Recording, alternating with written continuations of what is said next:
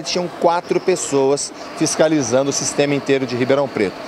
Muita coisa avançou, melhorou, mas está muito longe do ideal e da possibilidade que Ribeirão Preto merece pelo valor da tarifa que pagamos aqui.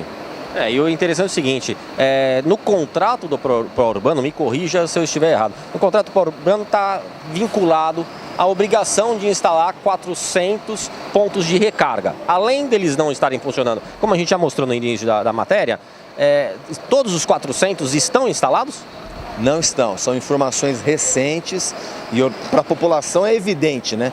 Informação recente através de documentos da Transerp, mas a população sabe que não estão funcionando. E mais, muitos do que estão cadastrados como funcionando, o dono da loja, do ponto de recarga, desistiu.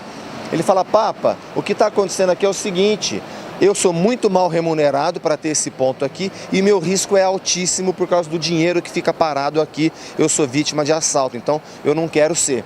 Agora, quem tem que resolver isso? A Transerp e a empresa de ônibus, a Pró-Urbano. O fato é, o contrato manda ter 400 pontos em toda a cidade. E os documentos oficiais mostram que existe apenas metade disso instalado e funcionando. Mas a prefeitura está fazendo, parece que está fazendo alguma coisa. Agora, em janeiro de 2016, ela aplicou uma multa. Como é que é isso? Você me perdoa o termo que eu vou usar, Luiz, uma multa ridícula. São 22 descumprimentos e a prefeitura deu uma advertência à concessionária. Por isso que eu repito que a prefeitura se comporta como sócia da Pró-Urbano e não como poder que concede a concessão e não como poder que fiscaliza. De novo, a verdade tem voz, a população sofre, padece de um sistema de transporte público muito ruim. E quando você tem um sistema de transporte público muito ruim, a cidade inteira sofre. Sofre porque para quem anda de carro fica ruim, porque se você tem um transporte público ruim, você empurra as pessoas para a motoquinha, para a motocicleta, para o automóvel e o trânsito fica ruim para todo mundo. Ruim para o usuário de transporte coletivo, que não tem um sistema adequado, que chega atrasado no serviço por causa do horário do ônibus ou por causa de um problema como o que você apontou aqui, quer dizer, pontos de recarga que não estão funcionando, terminal automático de recarga não está funcionando, está em manutenção, então nós não temos um sistema que atende adequadamente o usuário.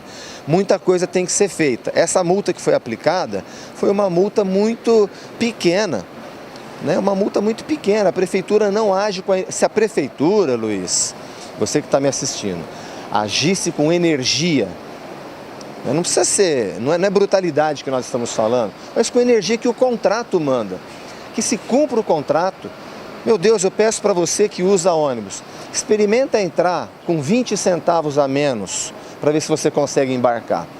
Ou se o seu cartão tiver 20 centavos a menos de crédito, você não consegue embarcar.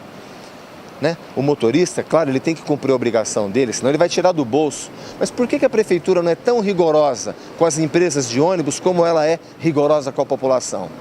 Esse desafio que eu faço para a prefeitura, para a prefeita, eles fogem, não dão resposta. Para onde está indo o dinheiro das propagandas de pontos de ônibus? Não dão respostas. Não existe uma auditagem. Para você ter uma ideia, até hoje, a Transerp não audita a contabilidade das empresas de ônibus e o contrato determina. Agora a Transerp vai terceirizar esse serviço, mas é muito precário, né?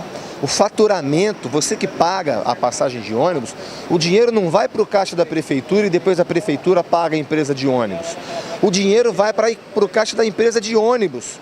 E é ela que vai dizer quantos bilhetes foram vendidos, né? Quantas recargas foram feitas, quantas viagens foram feitas, e aí com base nisso ela vai pagar a prefeitura. É surreal, mas é assim. Ao contrário de grandes cidades que têm um sistema de transporte melhor, como São Paulo e Curitiba, a prefeitura de lá arrecada e repassa para a empresa a remuneração dela. Aqui em Ribeirão Preto é o contrário. Então isso não tem cabimento, não é à toa que nós temos um sistema de transporte tão ruim. Ok, Papa, eu agradeço mais uma vez. Como já disse em outros programas, parabéns por esta CPI. Essa multa, embora simbólica, mas é fruto dessa fiscalização, desse trabalho intenso. O mais importante é saber, porque já tem um histórico, né? A multa é aplicada, mas não é cobrada. mais importante é acompanhar para ver se efetivamente a multa vai ser cobrada e se efetivamente essas lacunas do contrato, esses pontos que não foram cumpridos, se serão cumpridos, né? Afinal de contas, você está falando que a CPI é de 2013, nós estamos em 2016 e vai saber quando isso vai realmente ter êxito nessa administração, é isso? Eu quero dizer para a população de Ribeirão Preto uma frase que eu gosto muito. O ex-prefeito de Bogotá, na Colômbia, o trânsito de Bogotá era um caos tremendo e hoje é um trânsito referência para o mundo inteiro. E o investimento que ele fez em transporte público coletivo foi muito grande. Ele dizia uma frase muito interessante, ele fala assim: uma cidade boa de se viver não é aquela na qual até os pobres andam de carro, mas é aquela na qual até os ricos usam transporte coletivo, andam de ônibus. Hoje esse prefeito é uma referência mundial de urbanismo, de qualidade de vida, de sustentabilidade. Ele criou um círculo virtuoso. É isso que eu sonho para Ribeirão Preto.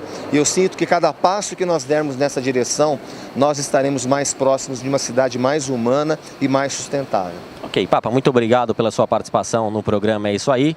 Nós vamos continuar acompanhando e, como diz no programa, estamos de olho. Até o próximo programa. Por que programa? É isso aí.